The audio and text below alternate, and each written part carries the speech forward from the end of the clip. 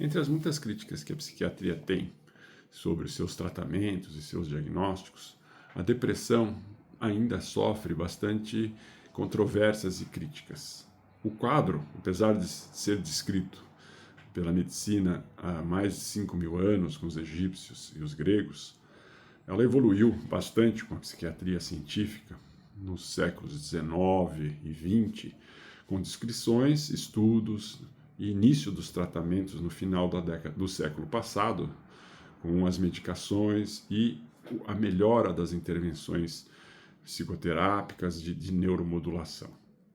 Hoje, para falarmos sobre a eficácia dos tratamentos para a depressão, nós precisamos ter evidências científicas que foram evoluindo de uma maneira muito consistente nas últimas 40, 50 décadas, nos estudos que avaliam a eficácia dos tratamentos. Hoje, para um tratamento ser colocado como aprovado pelas agências de saúde, como a Anvisa e o FDA americano e as agências de outros países, elas precisam ser testadas através de ensaios clínicos controlados.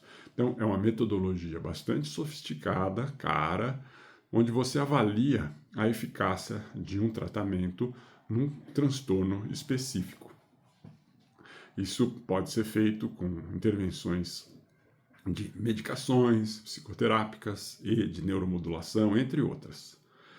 O que nós temos hoje em relação à depressão são tratamentos que podem ser colocados em 4 pontos. O primeiro, as medicações. As medicações que começaram no final da década de 50, elas têm evoluído muito na sua compreensão dos seus mecanismos de defesa, a melhora da tolerância dos perigos, dos efeitos colaterais e dos riscos da intoxicação.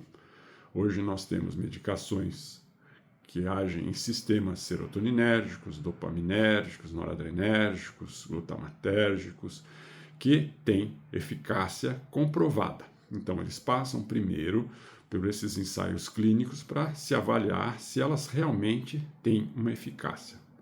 A partir disso, a gente pode, com os estudos, avaliar o tamanho do efeito terapêutico. Então, o tamanho do efeito terapêutico é medido também através desses estudos de análises estatísticas, onde você vai calcular o quanto que essa é a potência da eficácia, o tamanho do efeito de eficácia e também os riscos que essas medicações ou tratamentos podem causar. As medicações antidepressivas, elas têm um tamanho de efeito moderado, não é tão grande, em torno de 0,3, 0,4, existindo algumas diferenças entre as medicações, mas nada muito significativo. Existem hoje dezenas de tipos diferentes de medicação, não existe uma que seja mais eficaz que as outras, mas existem aquelas que, num balanço entre a eficácia e a tolerabilidade, ou seja, o número de efeitos colaterais, acabam sendo preferidas. As psicoterapias têm que ser um formato que podem ser avaliadas dentro desse modelo de ensaio clínico. Então, elas têm que ter um manual, um modelo único que serve para todas as pessoas, adaptando, é lógico, para cada conteúdo, cada história de cada indivíduo. Existem psicoterapias que têm eficácia para o tratamento da depressão. São elas a psicoterapia interpessoal, a terapia cognitivo-comportamental, a terapia comportamental especificamente, e outras psicoterapias que também têm um efeito o tamanho de efeito da eficácia moderado para baixo, né? Então elas funcionam, elas são melhores do que você não fazer nada, mas também não tem um efeito muito grande. Dentro desses outros tratamentos, nós temos as neuroestimulações. São as estimulações magnéticas, transcranianas, onde, através de ímãs que vão estimular áreas específicas do cérebro, ela pode ter e tem um efeito terapêutico. Existe também, além dela, a estimulação de corrente contínua, que é um tratamento relativamente simples, e os tratamentos mais agressivos, como a eletroconvulsoterapia, que é a estimulação elétrica do cérebro do indivíduo anestesiado. Essa tem um efeito bastante mais elevado do que os demais, mas tem um custo e tem um estigma muito grande. Todas essas estimulações, com exceção da eletroconvulsoterapia, têm um tamanho de efeito moderado também, né? Então, esses efeitos são moderados, têm efeitos colaterais pequenos.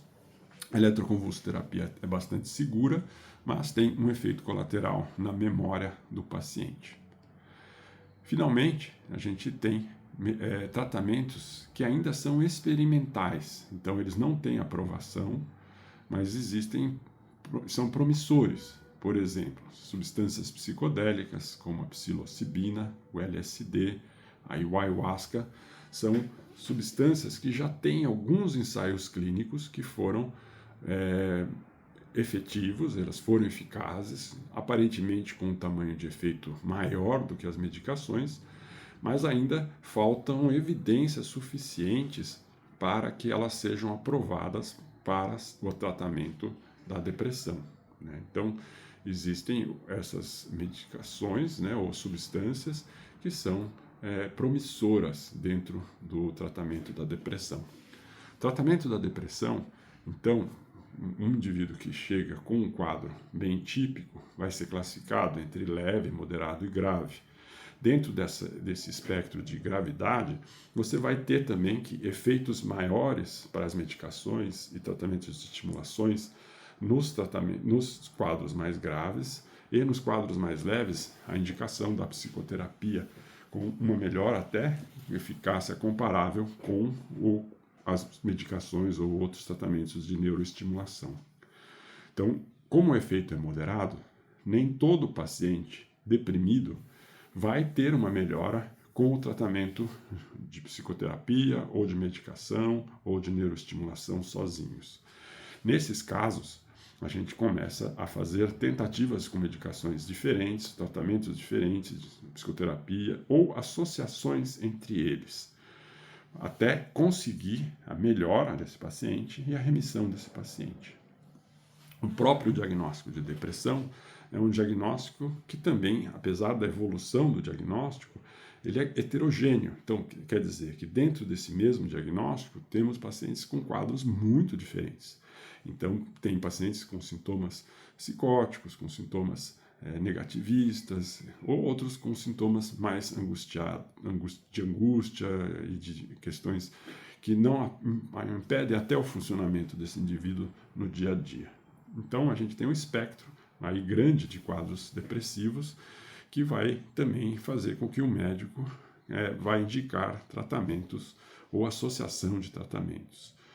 É interessante também aqui a gente lembrar que existem indicações já como eficácia comprovada de intervenções como atividade física, aeróbica e de musculação, como terapêutico com efeito antidepressivo. Então essa é uma indicação que todo médico deve fazer para os seus pacientes com relação à mudança também de estilos de vida que não são tão saudáveis, como sono, horários, além dos exercícios. Outra intervenção que também tem um efeito são as meditações, as intervenções de mindfulness, que vão também diminuir e ter um efeito aí terapêutico. Então, tudo isso associado deve ser usado para a recuperação do paciente. Então, existem muitos tratamentos, os tratamentos têm uma eficácia moderada, ainda se procuram novas terapêuticas e ainda nós podemos associar essa terapêutica para tentar buscar a remissão, ou seja, a eliminação dos sintomas, ou pelo menos fazer com que esse indivíduo retorne ao seu funcionamento e diminua o seu sofrimento.